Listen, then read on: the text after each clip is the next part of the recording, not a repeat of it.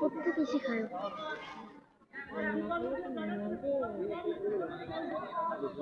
ওই জায়গায় গেঞ্জি করে রেখে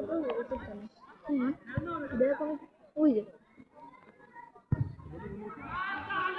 বলো তোমার আলাদা গেঞ্জি আছে তাই কিন্তু ফুটবলের তো আলাদা